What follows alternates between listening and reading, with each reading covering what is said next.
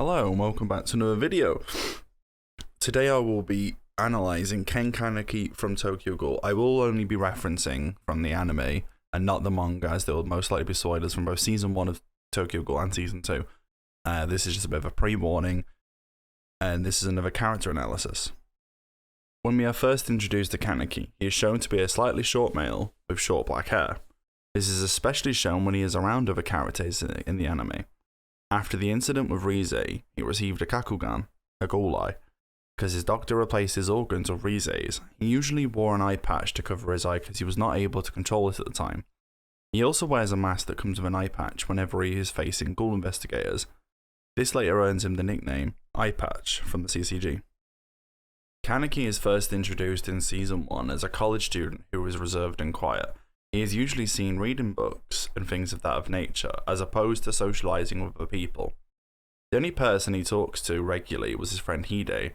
I found him to be very timid and anxious, and after he becomes a ghoul, he constantly deals with a lot of internal conflict. He tries to find many ways to stay alive without eating humans. This did not work. He almost ate his best friend as a consequence of this. And when we were first introduced to Kaneki, we felt he was a bit of a pushover and a bit weak. Even when he first fought Amon, he hardly attacked him and only really used counterattacks.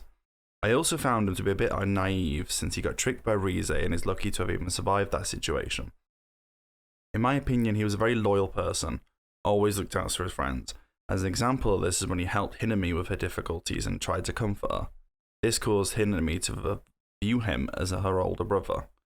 She began referring to him as older brother. At the same time, he is an outcast since he was not born a ghoul and he is no longer human.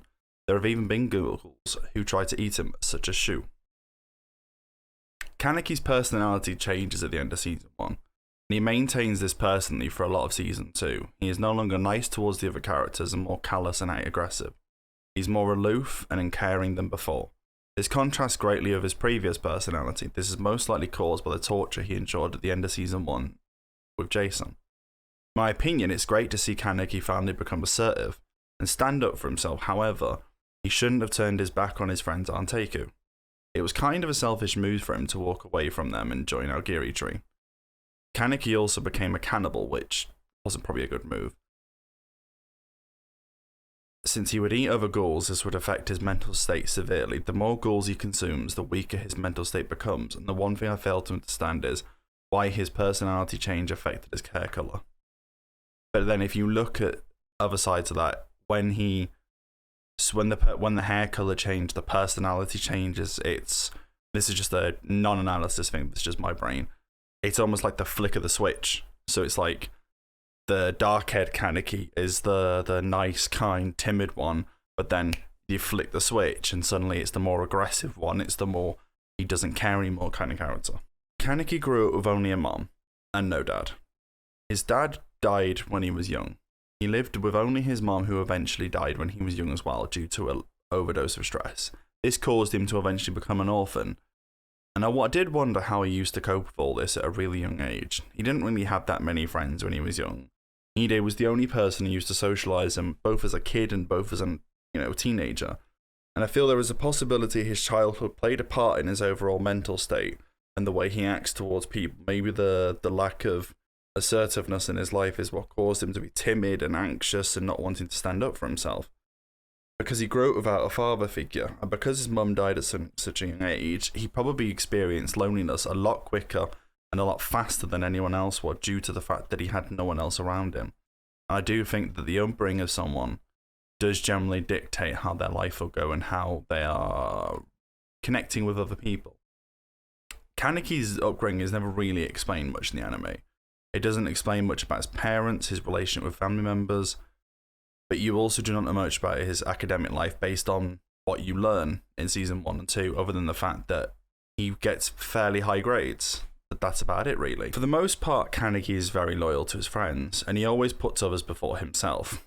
Again, even when his personality state changes, he is still especially close to Hide, who has even noticed trivial things about him, such as he touches his chin with his left arm when lying.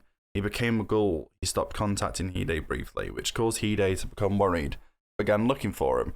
He eventually makes friends with the ghouls at Anteku, and begins to understand that ghouls are more complicated than just human-eating monsters. His relationship with Toka is very complicated.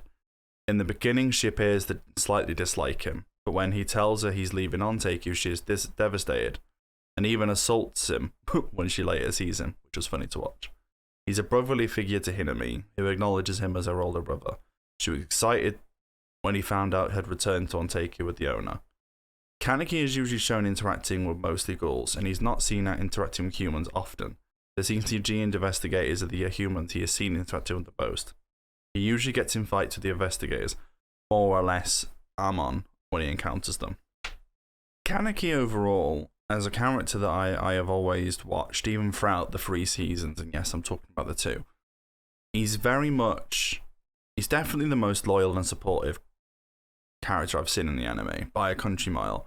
He's not pretentious, he doesn't prioritize himself, he doesn't neglect those he needs to protect, he does what he needs to do to protect those he loves, and he doesn't allow anything to stop that, even if it means sacrificing his relationships with them in order to guarantee their safety.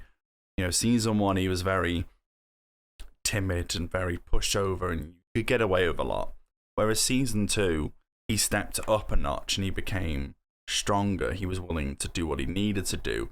And then obviously, if you look at RE, which I wasn't going to talk about, but if you look at RE, even when the personality snaps and he comes back to normal, he goes back to like a blend of the two. He loves Toka and pursues the relationship with Topa, but then again, he's willing to annihilate everyone else in order to protect what he loves. And he's never been disloyal, even when the personality changed, and even when he sacrificed himself. There are very different ways to look at Kaneki's character. But if you were to look at him from the first season, you would say he's very gullible. He was easily fooled by Rize, and she lured him into a secluded location to harm him, which shows that that's one of the things you probably hate about him in the first season. He's very Kaneki. He's very Kaneki. He's very timid. He can be pushed. He can be kicked, and no one can really do much. He can't stop you from doing it. And he also lets the hunger get the best of him, which I guess you could say that's his human side and his ghoul side fighting each other. That the ghoul side wants to eat. The human side wants to stay human and not give in. And that's something you can't really hold against him, I'd say, but you'd have to if you look at the grand context of his character. He was treated like a doormat. People used to kick him about, take the mick out of him, use him for how they needed to. And he doesn't really have many more flaws going forward. He has those same flaws, and they do sort of progress, but as season 1 ends, his personality shifts to season 2, and then he becomes more aggressive. Then season 3, it's like he's free for personalities. So season 1, black hair. Season 2, white hair. Season 3, white hair, but with the black hair personality, but with the traits of the white hair. If you've watched all 3 seasons, you understand.